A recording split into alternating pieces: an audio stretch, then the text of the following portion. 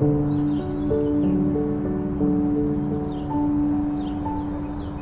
think we've been told since we were children that design is an important part of our culture. But being here in Denmark, growing up, maybe you don't realize this because it's part of your surroundings. But going abroad and see how private interests and private sectors, maybe you disregard what we consider good design, then you suddenly realize how big a part of your culture it is and how much you should appreciate that almost all built environment in Denmark is very precise and functional and beautiful and made from good materials. Danish design is in many ways a reflection of Central European modernism, which was about rational production. It was about simplicity and making design products that would stand the test of time. On one hand, they would be so simple that they would be timeless. On the other hand, they should have so much character that they would stand out as individual pieces. That means that details and materials are extremely important. I think nature is something that transcends all cultural preferences because all over the world there's a natural connection between humans, the natural environment and natural materials because we're part of the same. If you design something that's meant to last for 10, 20, 30 years, it's also important that it becomes beautiful as time passes by. Working with artificial materials, it needs maintenance, it needs to be replaced. But working with natural materials like stainless steel, brass, wood, stone, time actually only adds to the design and it becomes more beautiful as you use it. The purity that you see in Danish design is very much about essence, focusing on the important elements of design.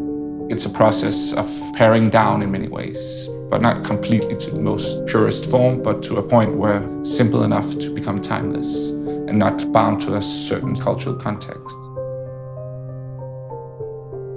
I think there's a general connection between economy and the cultural expression of a society.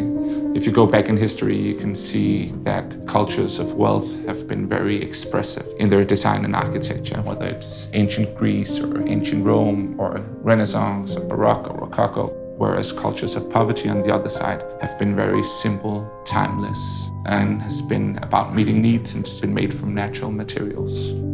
Whether that is design from traditional Japan, whether it's the arts and crafts movement in Britain or the Shakers in the US or Scandinavian design, it's actually simple, beautiful design objects that could have been made 1,000 years ago or today that has defined the visual culture of our design tradition.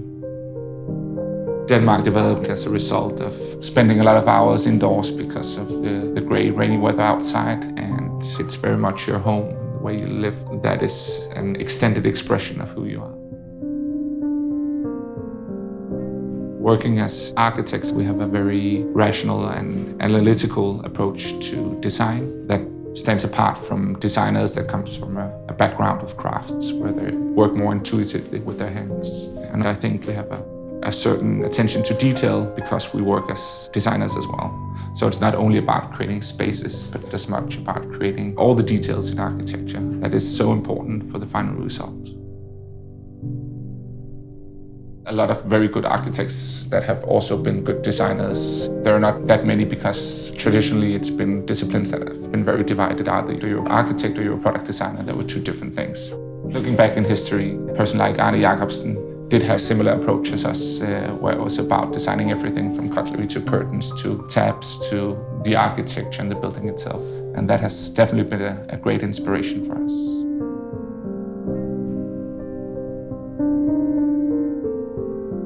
I think the human element in design is extremely important. You can see and feel if a product has been touched by a hand, but I think it's important also to be innovative and use contemporary production. If you can combine the most innovative technology with the touch of hand, that's ideal for design. I hope that the future approach to designing all the spaces in a home will be a more human-centric approach to design and architecture, where you care about all the senses and that all spaces should feel comfortable and nice to be in. Looking at the poetic qualities, the details, the materials, and how they make you feel as a human being.